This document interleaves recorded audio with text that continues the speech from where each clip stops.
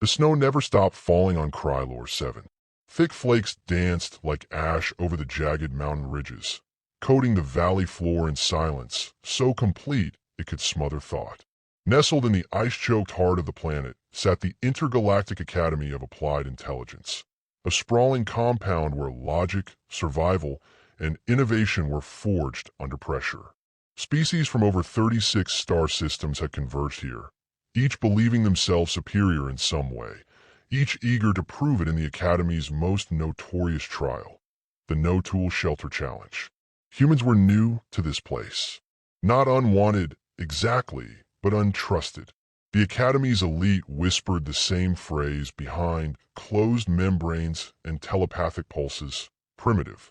They viewed Earth's species as emotionally erratic, biologically inefficient, and culturally distracted. No one expected much from them, and that suited Callan just fine. He stood at the edge of the ice field, the snow biting through the seams of his Academy-issued parka. His breath misted in front of him, curls of warmth devoured by cold. Around him, the other students, blue-skinned Varnaki, lithe Irelian shadow shifters, three-limbed Jost, stretched their translucent appendages or meditated in hibernative trance states. They didn't notice him, or rather, they chose not to. A metallic hiss split the stillness, followed by the sharp crack of energy locks disengaging. The storage vault at the base of the obsidian ridge opened with theatrical slowness. From it emerged Professor Zalt, his segmented form towering and fluid, more machine than flesh. He floated a few inches above the snow, his 6 limbs folded in a spiral of composure. His glowing ocular nodes pulsed blue. "No tools," he said, voice vibrating in multiple frequencies. "No assistance. No violations." One night, a row of small drones hovered into view, each loaded with a single rations pack and a heat-neutral scanner. They dropped the supplies at the feet of the participants. Callan's landed with a hollow thud against the ice. He bent to pick it up, already feeling the curious sting of being watched, though never acknowledged. "You have until the third moon rises," Rizal continued. "Shelter must withstand wind, moisture, and thermal dispersion. It must allow for rest. Grading begins at dawn." The alien professor's limbs spiraled outward in a signal of conclusion. Without another word, he disappeared into the air, his propulsion system a whisper behind the mountain's echo. The drones scattered, vanishing like insects into the darkening sky. Callan exhaled slowly. He didn't look at the others, didn't offer nods or exchange smirks. He simply turned and walked into the wilderness. They'd given him nothing, no blade, no synthetic polymers, no energy clamps. Just a packet of freeze-dried nutrient paste and a thermal-neutral bracelet for vital signs. It was a test of intellect, of course, of will. But underneath it was something else, a subtle invitation to fail. Especially for him. He hiked until he found the outline of a half-frozen stream and followed it, calculating how close he needed to be to geothermal pockets without risking structural collapse. His boots crunched through crusted snow. The sky above him turned violet with the approach of the second moon. Hours. That's all he had. As he walked, his mind replayed everything he'd ever read, watched, or felt about survival. Earth hadn't left him empty-handed. Centuries of knowledge buried in documentaries, old military manuals, even the fragments of frontier lore his grandfather had once passed on, whiskey in hand. He'd been a carpenter in the pre-automation era. "Always build with what the land gives," he used to say. "Not what you wish it would." Callan spotted a cluster of tall, dry-rooted trees, off-world pines adapted to thin atmospheres. He approached one, inspecting it. A glacial crust clung to its bark, but its base was solid. The roots ran deep. Good. He began to search the area for fallen branches, logs brittle with frost but intact. He didn't need nails. He didn't need saws. He needed angles, pressure, friction. The hours blurred into motion. Using a large, flat stone and a wedge of sharp shale, he pried wood apart. It wasn't pretty. Splinters toward his gloves, and once he nearly shattered his wrist using a primitive lever, but the structure slowly emerged from the chaos. He recalled the dovetail joint technique. mimicked it as best he could by carving out rough notches with a shard of obsidian he'd found near a vent crack.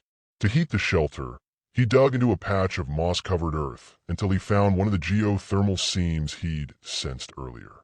He used hollowed branches and stacked rocks to redirect the warm vapor into the hollow of his forming structure. The fire came later, only after trial and error and the harnessing of focused sunlight using a reflective crystal he'd unearthed beneath an alien mushroom cluster. His fingers bled. His clothes smoked with effort, but the cold stayed outside. By the time the second moon began its ascent, a crude but stable log cabin stood against the wind. It wasn't tall, but it had form, angles, warmth. Inside, the heat spread from a makeshift pit, and the walls pulsed with an eerie glow where he'd inlaid glowing moss. Useless as heat, but comforting as light. He sat inside, staring into the flickering chamber. Not quite a fire, not quite a machine, just a place to exist. He let out a shaky laugh, one that died quickly in the thick silence. Outside, the night thickened. He could hear the wind trying to claw its way in, but it couldn't. Sleep found him slowly, edged with tension. He dreamt of Earth, of his grandfather's weathered hands folding over his own, guiding the shaping of wood. Respect the grain, the voice whispered, but bend it if you must. When the third moon rose, Callan was already awake. He stepped outside into the icy blue dawn and saw the others scattered across the ridge. Some had made domes from snow and sap. Others had dug shallow trenches and covered themselves in thermal lichen. One student had attempted to phase through reality itself and ended up stuck mid-materialization, cursing in clicks and buzzes. Callan's cabin stood alone, smoke curling from its makeshift chimney. A pulse of warmth radiated from within, its edges softened by the snow now melting at its base. Professor Result returned in silence, flanked by 2 surveillance drones. He surveyed the valley, his limbs twitching faintly. When his eyes settled on Callan's shelter, they lingered. Callan said nothing, didn't gesture. He simply stepped aside and let the structure speak for itself. Result moved forward. His shadow stretched across the snow as he approached the doorway. For a moment, he paused, his metallic form outlined in the gentle orange glow from within. Then he entered. No words were spoken. Not yet, but something shifted in the air. The cabin stood quiet and alive, like a heartbeat carved into wood. The cold was no longer just a sensation. It was a presence, watching, waiting for failure. Callan stood beneath the creaking shadow of the pines, his breath forming a ghostly ribbon that curled upward and vanished into the frigid twilight. He flexed his fingers beneath his gloves, trying to restore sensation. The sun, if it could be called that, had dipped behind the far ridge, leaving the world painted in steel blue. Time was bleeding away faster than he could think. He scanned the clearing. Fallen branches formed jagged piles beneath the trees, warped by frost but not yet rotted. A few larger logs had snapped cleanly under wind pressure and now rested like offerings. Callan's gaze lingered on them. Too heavy to drag, not with bare hands. But he didn't need brute force. He needed leverage. He moved methodically, marking out a rough square in the snow with his boot. It was small, barely wide enough to lie down, but any larger and heat retention would be impossible. He needed the walls to trap warmth, not dissipate it. He thought back to something he'd once read in a battered survival manual. A small shelter with good insulation beats a palace that leaks heat. Every decision had to serve a purpose. Callan pried a large stone loose from the frozen soil and wedged it beneath one end of a log. Then, using a narrow, curved branch, he fashioned a crude fulcrum. It groaned as he leaned into it, every muscle in his back singing with strain. The log rolled just enough. He repeated the motion, angling it toward the cleared space. Snow clung to his coat like parasites, his fingers burning from the friction of the bark. He didn't know how long it took. Maybe an hour, maybe more. But eventually, 6 logs lay in a tight perimeter, notched at the ends using sharpened shards of obsidian and friction-split wood. The dovetail technique wasn't precise, but the interlocking created a primitive stability. It wouldn't hold against artillery, but it would hold against wind. His breath hitched, a surge of something close to pride sparking in his chest. He pushed it down. Pride led to hesitation. He didn't have that luxury. The interior walls needed lining. Insulation. He raked through patches of alien moss growing beneath tree roots. Fibrous, damp, but strangely spongy. He ripped it free in sheets, packing it between logs and across the cracks. Snow, he remembered, could be an insulator too. Packed dense and tight, it wouldn't melt if the inside remained just above freezing. But warmth alone wouldn't come from dead air. He needed fire, or something close to it. He scavenged the surrounding terrain until he stumbled across a jagged crystalline formation half buried near a vent fissure. The shard was translucent, refractive. When he tilted it toward the sky, light splintered into a sharp beam, focusing to a pinprick. He'd found his kindling lens. Stacking dry bark and fibrous moss in a cone, he crouched and held the crystal above it, angling carefully. Minutes dragged by.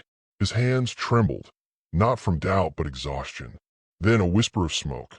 A single ember. He cupped it, breathing slow, coaxing life into it with all the care of a newborn child. The flame caught. It spread, hungrily devouring the moss and spitting warmth. The first real warmth since he'd arrived. He built a ring of stones around it to trap the heat, then stacked more wood beside it, feeding it in small doses. Fire was a greedy ally. The question of ventilation came next. If the smoke choked the space, it would all be for nothing. He carved a small opening into the upper wall and angled 2 forked branches into a sloped vent. Smoke drifted upward, curling out into the air beyond. A subtle draft cooled the rising heat, but the interior remained temperate. The shelter had become a body. Bones of wood, breath of fire, skin of moss and snow. It breathed. It lived. And Callan moved through it not as a conqueror, but as a caretaker. He found more moss, this time glowing faintly with bioluminescence, and affixed it to the interior like ancient cave paintings. Not for decoration, but for visibility. In the growing dark, light meant control. It meant time wasn't lost. When a wind outside howled like a creature unbound, his cabin stood firm, and the warmth inside didn't fade. But even then, he wasn't finished. He remembered something his grandfather once said while they built a tool shed in the forest behind their house. A good shelter doesn't just keep you dry. It keeps you sane. He didn't understand it then.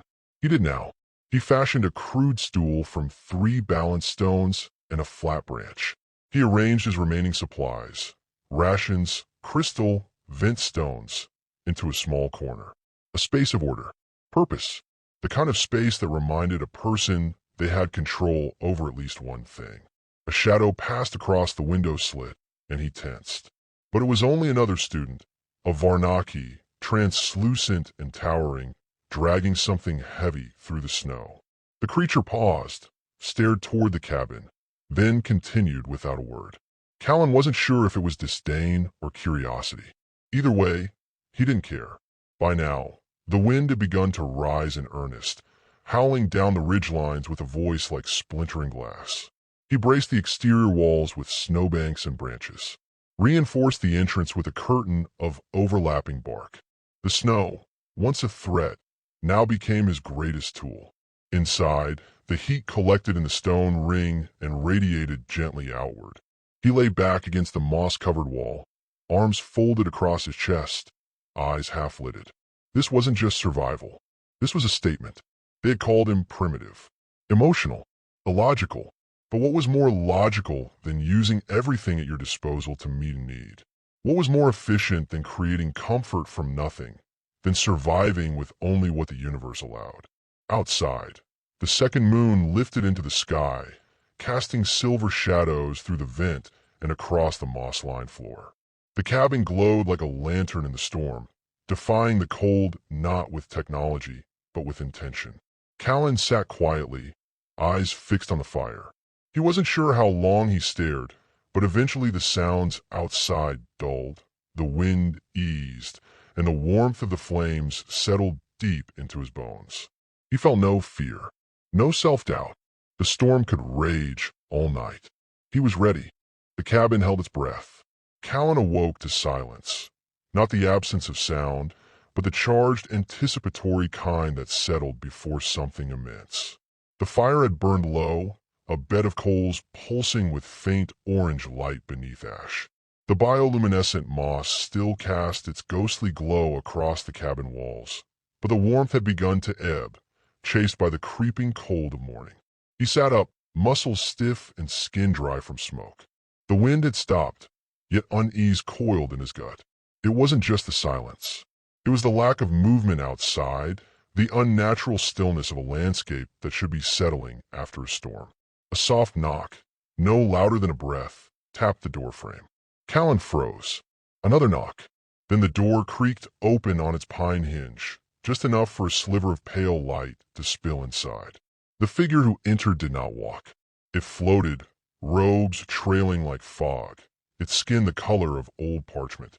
Large, liquid eyes reflected the fire's glow, and a thin halo circled its elongated skull. The alien's presence wasn't hostile, but it held a weight, a gravity that bent the air. Professor Sarenth. Callan stood automatically. He'd seen Sarenth only once before, during orientation, where the professor's voice had hummed inside their minds without ever touching the air.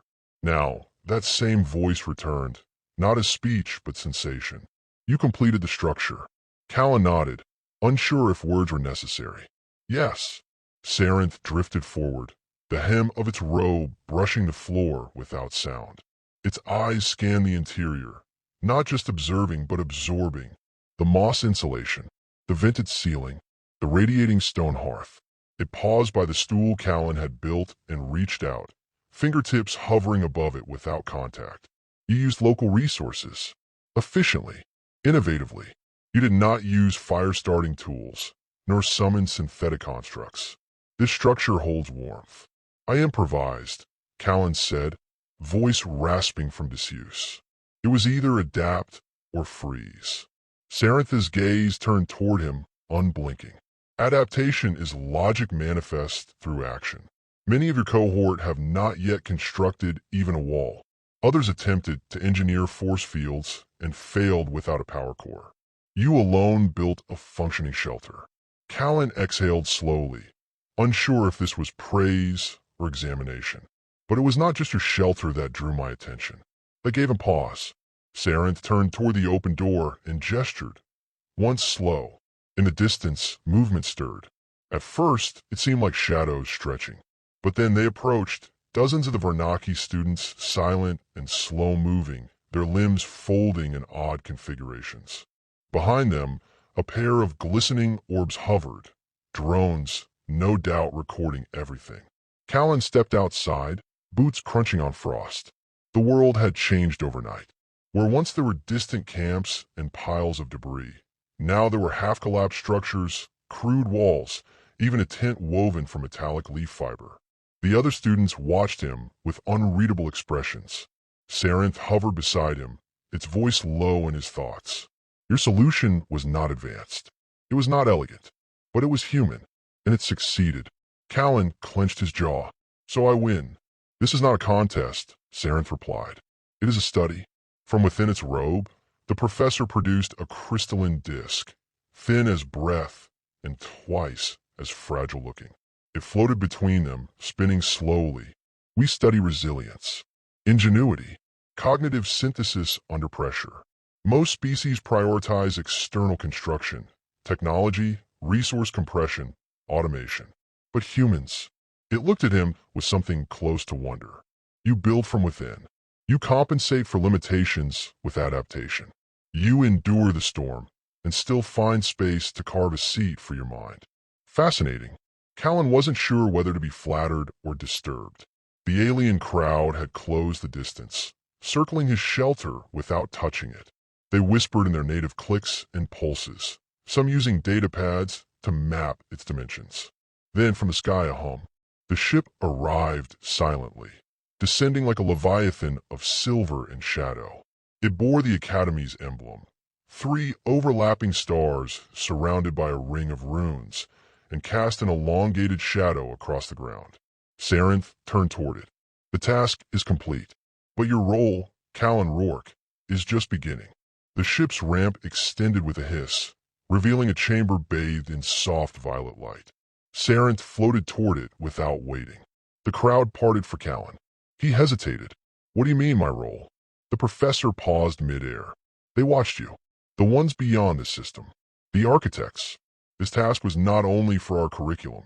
It was a signal. Callan's skin prickled. You mean, I was a test subject? You were a variable, one that surprised them. The alien's voice softened, as though offering a choice veiled in inevitability. You may board and learn what comes next, or return.